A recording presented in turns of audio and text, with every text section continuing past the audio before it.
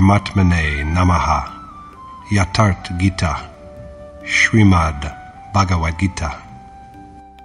Chapter 17. The Yoga of Threefold Faith. Yogeshwar Krishna explicitly said at the end of chapter 16 that the action which he has repeatedly spoken of commences only after the renunciation of desire, anger, and greed. It is the action without accomplishing which there is neither happiness nor perfection, nor the final beatitude.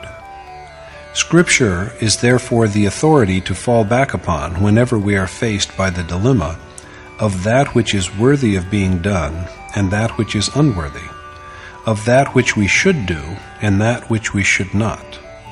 And that Scripture is the Gita, the epitome of the most esoteric knowledge. There are other scriptures also, but it is of the utmost importance that we always keep our eyes fixed on the Gita. If we seek elsewhere, we may stray, for the systematic, straight approach of the Gita is not to be found anywhere else. Thereafter, Arjuna asks the Lord to enlighten him on the state of persons who worship in contravention of the scriptural ordinance, although with staunch faith. Are they Sattviki, Rajasi, or Tamasi? Are they righteous, impassioned, or diabolical? Arjuna wishes to be enlightened on this because he has learnt earlier that whatever be the property, Sattva, Rajas, or Tamas, it is determined by the nature of one's birth. It is for this reason that at the very outset of the chapter he raises this question.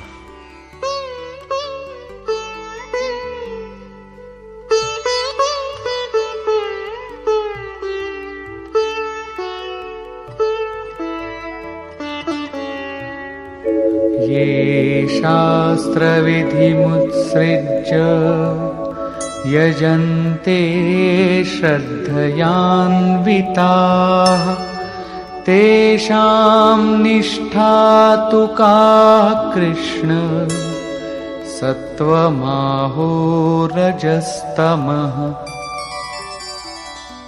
Arjuna said, "What, O Krishna, is the property, Sattva, Rajas, or Tamas, of persons who albeit worship with faith, but in disregard of the scriptural ordinance?" To resolve Arjuna's doubt, Krishna then classifies faith also as being of three kinds.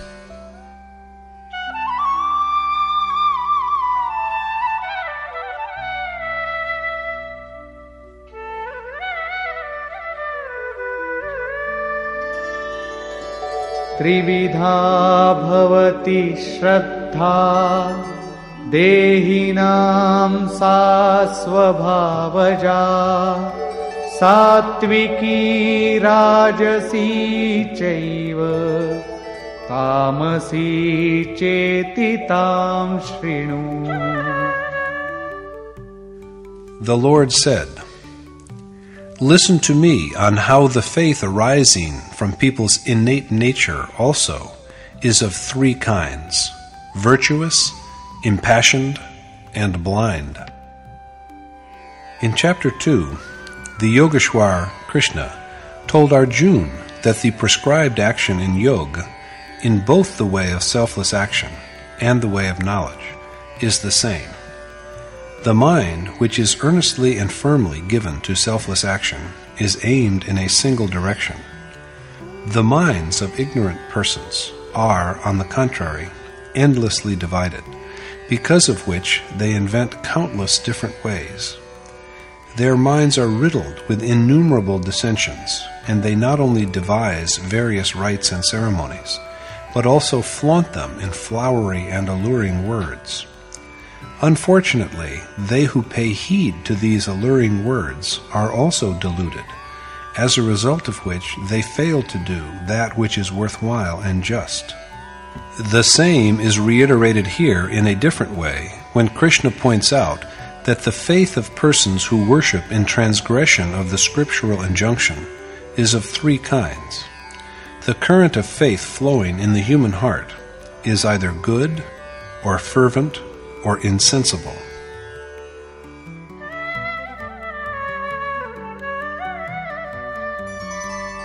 Sattvanurupa sarvasya Shraddha bhavati bharata Shraddhamayoyam purusho Yo yat shraddha sa eva saha. Since the faith of all people, O Bharat Arjuna, is according to their inherent propensity, and man is reverent, he is what his faith is. The faith of all persons is according to their natural inclination. Man is by nature a creature of faith. It is thus that a person's character bears a close resemblance to the character of their faith. We are often asked who we are. Some of us say that we are soul, but Yogeshwar Krishna contradicts this. Like disposition, like faith, he avers, and so also is the person. The Gita provides an insight into what true yoga is. Maharshi Patanjali was also a yogi, and we have his yoga system of philosophy. According to him, yoga is perfect restraint of the mind, and the use of this arduous discipline is that in this state, the onlooker, the individual soul enshrined in the human body, comes to rest firmly in his own eternal true counterpart. Is he tainted before this union? In Patanjali's view, the soul is earlier the same as the predilection of the man who embodies it. And Krishna now affirms that man is naturally endowed with the quality of faith, indeed, totally immersed in it. There is some dedication in him, and he is molded by the character of his faith. A man is what his natural inclination is. At this point, Krishna proceeds to catalogue the three kinds of faith.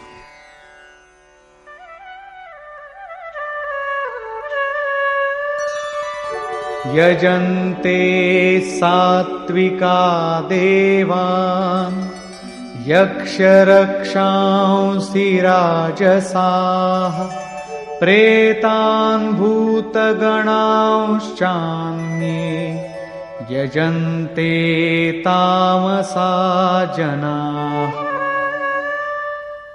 While the virtuous worship gods, and the impassioned and morally blind worship yaksha and demons, they who are blinded by ignorance worship ghosts and nature spirits.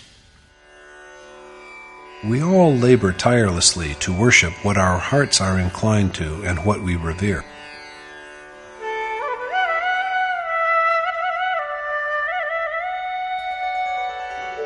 Ashastra vihitam ghoram tapyante ye tapo janaha dambhahankara sayuktaha kamaraga balanvitaha karshayantah sharirastham bhutagramamachetasah mam chaivantah sharirastham tan vidhyasura nishchayan. Mark you that they who undergo terrible self-mortification without scriptural sanction, and are afflicted with hypocrisy and arrogance, besides lust, attachment, and vanity of power, and who wear out not only the elements that form their bodies, but also me who dwells in their souls. These are ignorant men with evil disposition. The soul is rendered feeble by maladies when it slips into the fissures of nature, whereas Yagya provides him strength. Arjuna is therefore counseled to regard the ignorant, insensible people who do injury to the soul as unquestionably demoniacal. Thus is resolved the issue raised by Arjuna. Righteous persons who have forsaken the way shown by Scripture worship gods. They who are driven by passions worship yaksha and demons, and the ignorant pray and bow to ghosts and spirits. They not only worship, but indulge in the most agonizing exercises of penance. According to Krishna, however, these acts of self-mortification only sap the elements that make up their bodies and the God within their soul. Thus, instead of adoring the one true God and partaking of His divinity, they only further distance themselves from Him. These persons ought to be regarded as evil. This implies that even worshippers of gods are evil. There could be no stronger way of putting across the idea. So let us resolve to only adore and pray to and worship that Supreme Being of whom all these, the many gods, yaksha, demons, ghosts, and spirits, are no more than tiny fractions.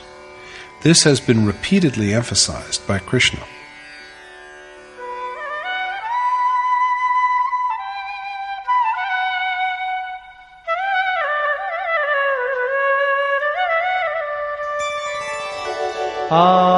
आहारस्त्वपि सर्वस्य त्रिविधो भवति प्रियः यज्ञस्तपस्तथा दानम् तेषां भेदमिमं शृणु. Listen to me as I tell you the distinction between the three kinds of yajna, penance, and alms, that are like the three kinds of food relished according to individual taste. People love three kinds of food according to their respective taste, just as there are three kinds of faith, and there are likewise three kinds of yajna, penance, and charity. The first to be categorized is food. Ayuh sattva balarogya sukha priti vivardhana rasya snigdha sthiraritya ahara satvika priya. Food that is naturally pleasing and conducive to life, intellect, strength, sound health, happiness, and satisfaction, besides being savory, tender, and durable, is loved by the virtuous. Apparently, according to Krishna, food that is naturally agreeable and good for strength, sound health, and intellect, and thus for longevity, is good, and such food is dear to the righteous. It is thus clear that no food as such has the property of ennobling or of stimulating or of depressing. So neither is milk perfect, nor onions inflaming, nor garlic a generator of baser instincts. As for food that is conducive to good physique, healthy mind, and sound health, the choice of people all over the world varies widely according to environment and geographical condition, and, of course, according to individual taste. Whereas rice is the staple food of some, others in other regions prefer bread made from wheat flour. There are countries where people subsist mainly on banana and potato. Mutton and fish, and even frogs, snakes, and dogs, and horse flesh are all accepted and enjoyed as food by inhabitants of different parts of the earth. There are people to whom camel flesh is a delicacy. An overwhelming majority of Europeans and Americans are eaters of beef and pork, but that has not in any way prevented them from being ranked first in matters of learning, intellectual advancement, and economic progress. According to the Gita, food that is tasteful, tender, and nutritious is sattvic. That food is good which is congenial and favorable to long life, strengthening of both body and mind, and to sound health. But it is also laid down that food that is naturally relished is good. So there is no use saying that this food is pious while that is impious. The only tenable view is that that food is good which is in keeping with the local situation, surroundings, place, and time, and which provides the required nourishment. The use of an object, rather than the object itself, is what makes it good, morally objectionable, or evil. So it is that food and drinks, such as meat and alcoholic beverages, are uncongenial to a person who has renounced their home and family and taken up the life of a sannyasi renunciate engaged in meditation upon God. Experience demonstrates that such victuals result in a state of mind that is inimical to spiritual discipline. There is always a possibility that such food and drinks will lead the seeker astray from the way of attainment. So they who have chosen a life of seclusion because of their disenchantment with worldly passions had better keep in mind the advice about food that Krishna has offered in Chapter 6. The proper thing to do is to eat and drink only that which is favorable to worship and adoration of God. Katvam lalavanātyushna tīkṣna rūkṣa vidāhinah āhārā rājasasyeshtā dukkha shokamaya pradaha.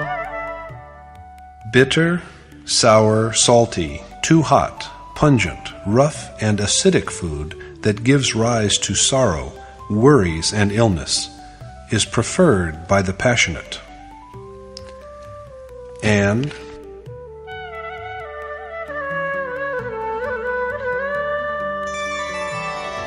yātayāmam gatarasam pūtiparyushitam chayat uchchishtam chamidhyam bhojanam tamasa priyam.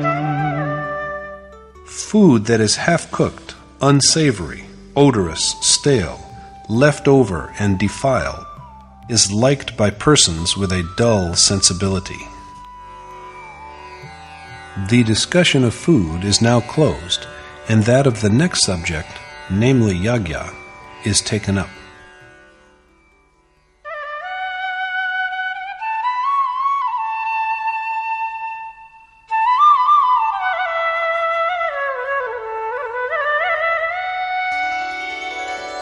Aphalākaṅśibhiryajño vidhidrishto ya ijjate yashtavyameveti manah samadhāya sasattvikah.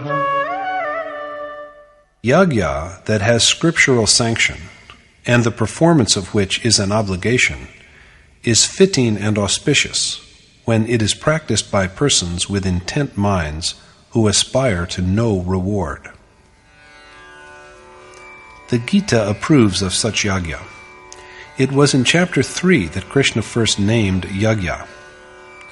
Since the conduct of yagya is the only action, he said, and all other business in which people are engaged are only forms of worldly bondage, O son of Kunti, Arjuna, be unattached and do your duty to the Supreme Spirit well. In Chapter 4, then, he went on to explain the character of the unique action called yagya, that it is an act of sacrifice in which the practitioner of yoga offers the incoming and outgoing breath, pran and apan, to each other, and in which the two vital winds are regulated by offering them as oblation to the fire of self-restraint to achieve serenity of breath. There were thus enumerated 14 steps of yagya, which are all but varying stages of the same action that bridges the gulf between individual soul and the Supreme Spirit. In brief, yagya has been imaged as that unique process of contemplation which leads the worshipper to the eternal, immutable God and ultimately effects his dissolution in that Supreme Being. Krishna again points to the same holy injunction when he lays it down that the yagya that is decreed by Scripture, and the performance of which is a duty and which restrains the mind, is the yagya of excellence when it is undertaken by persons who do not desire any fruit of their endeavors.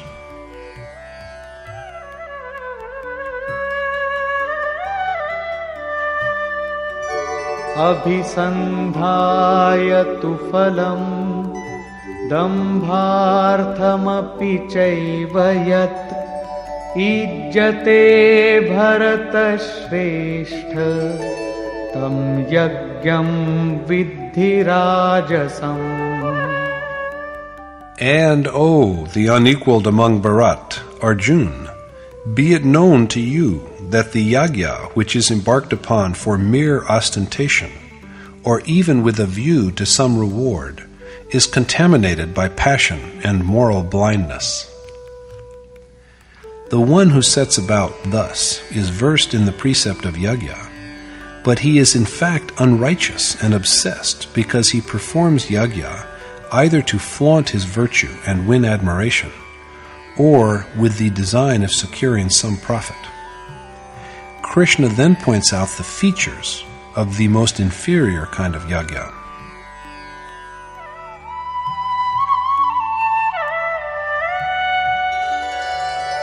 Vidhihinamsrishtannam mantrahinamadakshinam Shraddha virahitam yagyam tamasam parichakshate.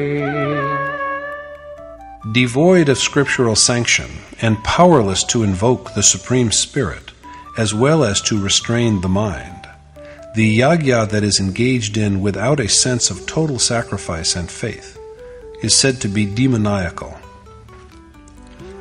Unsupported by scriptural authority and incapable of generating even food, the lowest form in which God is manifested, and of restraining the mind, and possessed of neither the urge to make sacred offerings, the will for total self-surrender, nor true devotion, this form of yagya is rightly said to be of the most inferior kind. Therefore, the person who undertakes it does not have even the faintest glimmering of true yagya. Krishna next remarks upon the question of penance.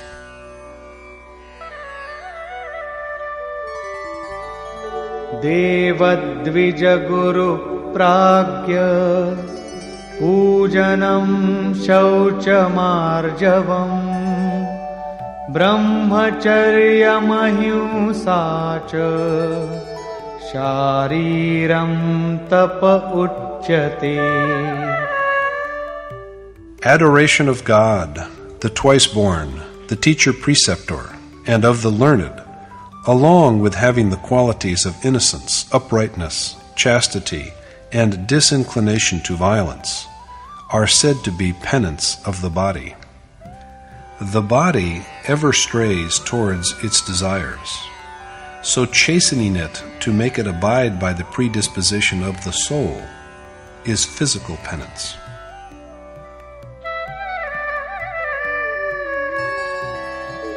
Anudvegakaram vakyam satyam priyahitam chayat swadhyayabhyasanam chaiva vangmayam tapa uchyate. And utterance that does not agitate but is soothing, propitious, and truthful, and which is but an exercise in the study of Ved, in remembrance of the Supreme Being, and in self-contemplation, is said to be the penance of speech. Articulation is also resorted to in order to give expression to thoughts that have a leaning towards objects of sensual gratification. Restraining it from this and steering it deliberately in the direction of God is the penance of speech. The last form we are apprised of is penance of the mind.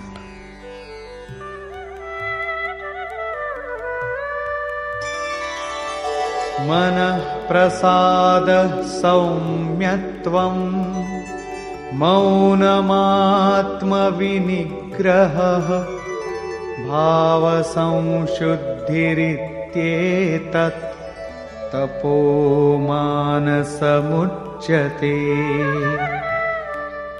Affable temperament, tranquility, silent meditation, self-possession, inner purity, and the like are said to be penance of the mind. Simultaneous practice of the three kinds of penance, of body, speech, and mind, is the truly worthwhile penance.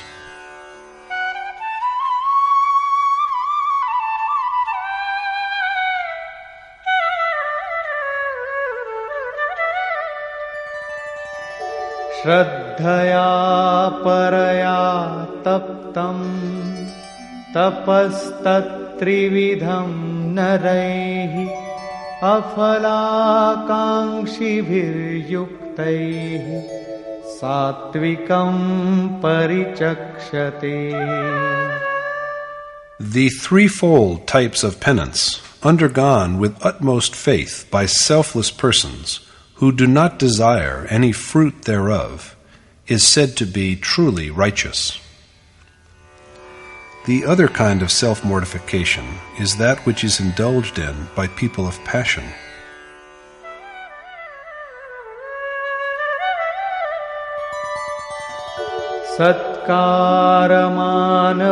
सत्कारमान-पूजार्थं तपोदम्भेन चैव यत् क्रियते तदिह प्रोक्तं राजसं चलमध्रुवम्.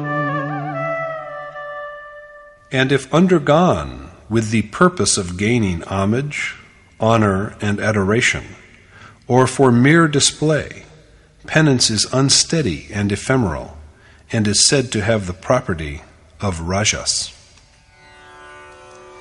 And so now we come to the penance of the most depraved kind, the one which is deemed evil.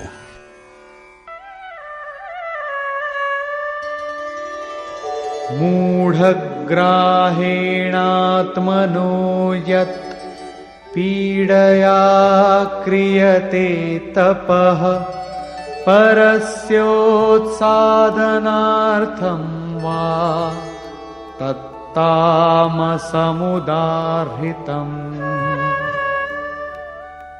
The penance that is undertaken out of mere stupid stubbornness or to hurt others is said to be diabolical. Thus, as we have seen, the purpose of penance, that is good and virtuous, is to mold the body, mind, and speech in harmony with the cherished end.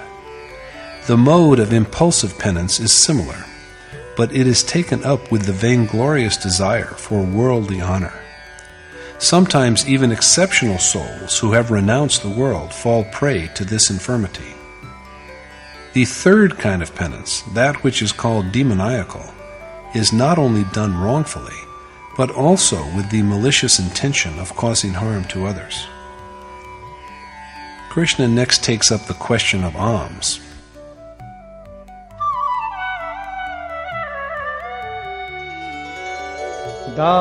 दातव्यमिति यद्दानं दीयतेऽनुपकारिणे देशे काले च पात्रे च तद्दानं सात्विकं स्मृतम्.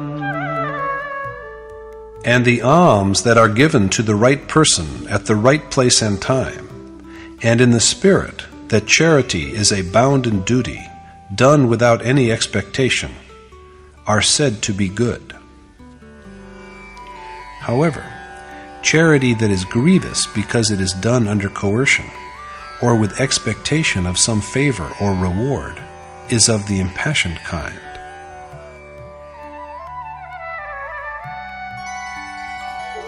यत्तु प्रत्युपकारार्थं फलमुद्दिश्य वा पुनः दीयते च परिक्लिष्टं तद्दानं राजसं स्मृतम्. And alms which are offered grudgingly and for a good turn in exchange, or with some recompense in view, is said to be impulsive and morally improper. The basest kinds of gifts are, however, those that are offered with disrespect and scorn to the undeserving at an inopportune place and time.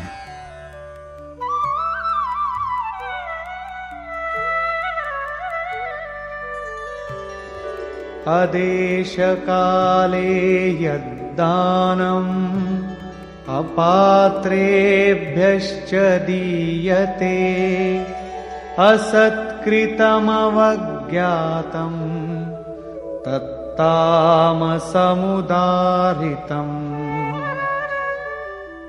And the alms which are dispensed without deference or contemptuously to unworthy recipients at an inappropriate place and time are said to be diabolical. The revered Maharajaji would always tell us, bear it in mind that the donor is wrecked if he gives alms to the undeserving. Similar to this is Krishna's observation that charity is worthwhile only if it is directed at a suitable place and time, at the meritorious, with true generosity, and without any desire for a reciprocal favor. Gifts that are offered reluctantly and with an eye on some profit in return are morally flawed, while alms that are given irreverently and with scorn to the undeserving are positively evil. Though generically they are all gifts, almsgiving by persons who renounce their desires, home, and all, and place their trust in God alone, is of a higher order, for charity of this kind implies a total surrender by a mind that has been purged of all cravings. Krishna approves of this form of charity as an indispensable necessity. Krishna at last enlightens Arjuna on the significance of Om, Tat, and Sat.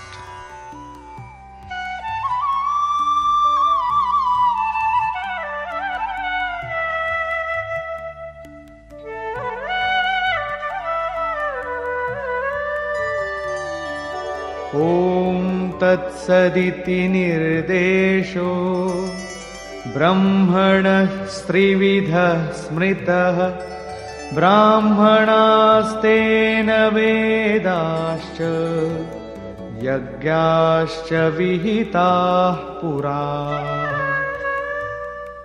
Om, Tat, and Sat are three epithets used for the Supreme Being, from whom at the outset there came forth the Brahman, Ved, and Yagya. Krishna tells Arjuna on how the three names Om, Tat, and Sat, symbolizing God, direct us to the Supreme Being and call Him to mind. It is He who at the beginning created the Brahman, the Ved, and Yagya. That is to say that Brahmin, the Ved, and Yagya are all born from Om, the symbol of Brahm. Thus it could also be said that they have all ensued from Yog. They are generated only by ceaseless contemplation of Om, and other than this, there is no way.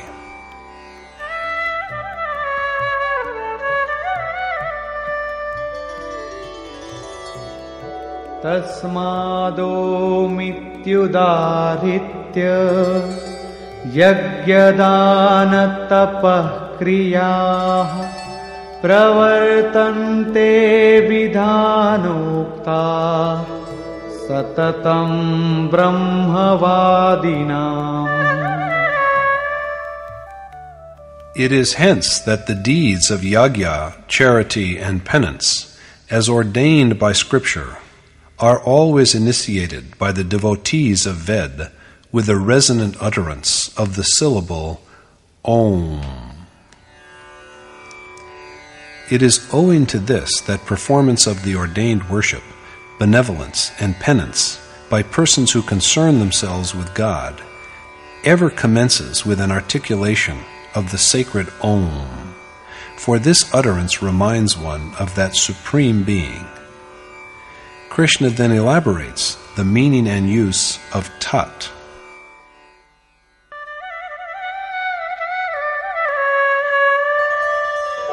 तदित्यनभिसन्धाय फलं यज्ञतपः क्रियाः दानक्रियाश्च विविधाः क्रियन्ते मोक्षकाङ्क्षिभिः. Stripped of desire for any reward and holding that God is all-pervading, persons who aspire to the ultimate bliss embark on the tasks of yagya, penance, and charity as ordained by Scripture. Tat denotes surrender to God. Stated differently, one has to recite Om and take up the accomplishment of yagya, almsgiving, and penance with absolute trust in Tat, that is, that God. Krishna next elucidates the meaning and use of the word Sat.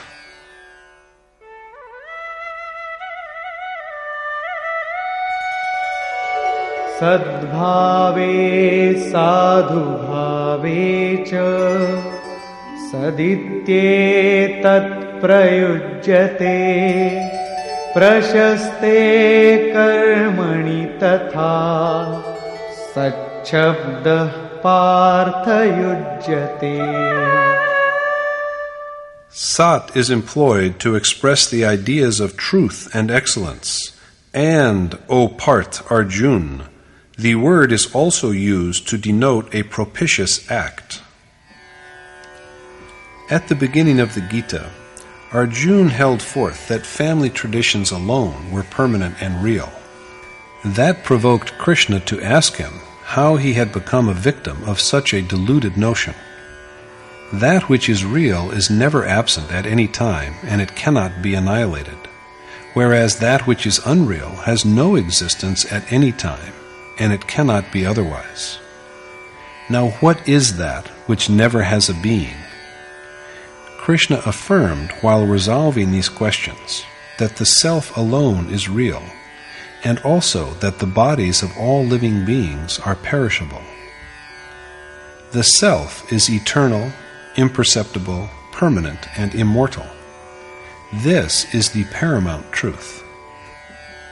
Krishna remarks that this epithet of the Supreme Being, that is, the word Sat, refers to truth and thus to the sense of perfection. Arjuna is further told that the expression Sat is employed when the commencement of the undertaken task is complete in every respect and well underway. Sat by no means implies that all these objects are ours. How can things our physical bodies make use of belong to us when we are not masters of even our own persons? The application of Sat is always aimed in the same direction, of faith in the verity that the self is the most sublime reality. The word Sat is used when there is firm belief in this truth, when there is a hankering after perfection to realize this truth, and when the action that effects this realization begins to get along well. On the same subject of reality, the Yogeshwar speaks again.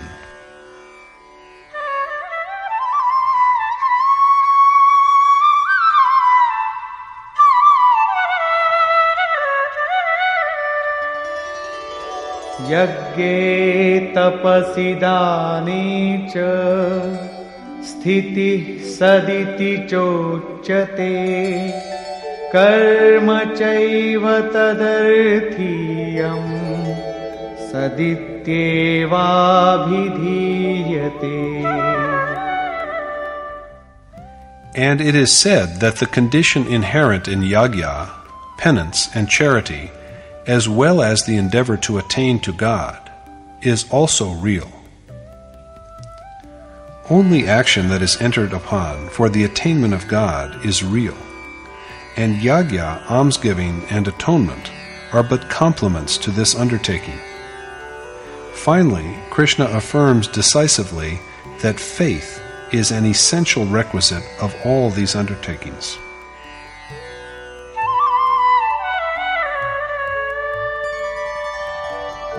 अश्रद्धया हुतं दत्तं तपस्तप्तं कृतं च यत् असदित्युच्यते पार्थ न च तत्प्रेत्य no इह.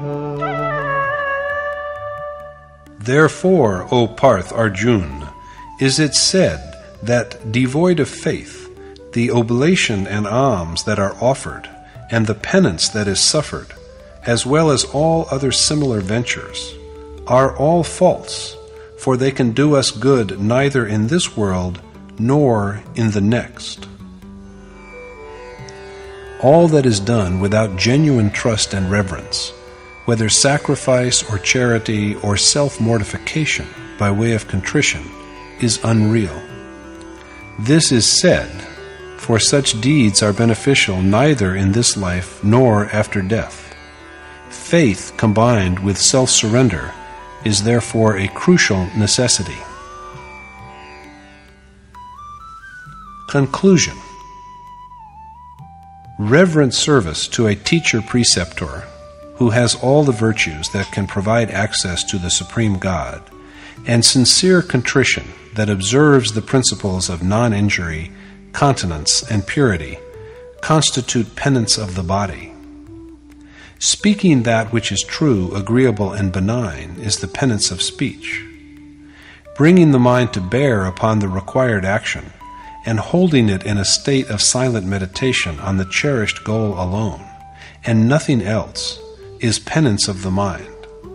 But the penance that is complete and perfect in all respects is that which involves the mind, speech, and body, all. Alms given reverentially out of a sense of moral obligation and with a due regard for suitable place and time, as well as for worthiness of the recipient, are good. But alms given with reluctance and hope of some consequent profit are an outcome of passion, while alms given with disdain to an undeserving beneficiary are caused by ignorance.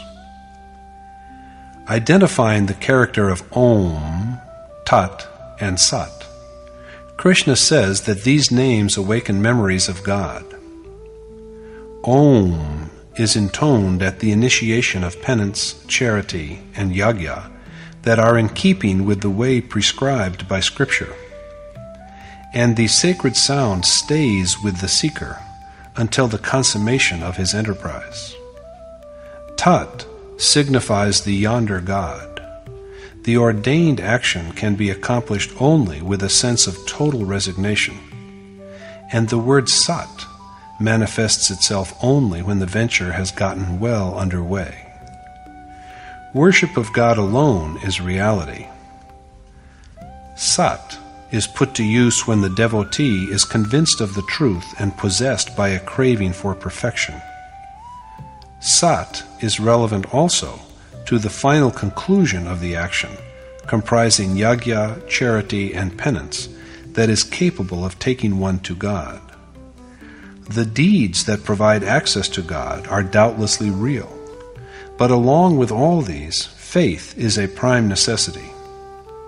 Undertaken without faith, the action that is accomplished, the alms that are given, and the fire of penance in which the worshipper has burnt himself, are all in vain, profitless both in the present life and in the lives to come.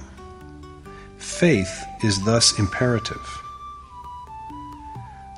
Thus, through the entire chapter, light is shed on faith, and in its concluding part there is attempted, for the first time in the Gita, a detailed elucidation of Om, Tat, and Sat.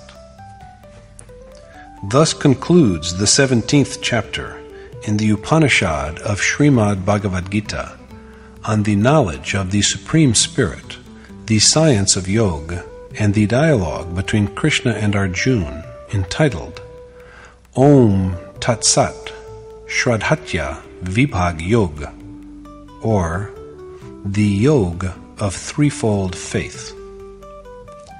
Thus concludes Swami Adgadanand's exposition of the 17th chapter in Yatharth Geeta. Hari Om Tat Sat.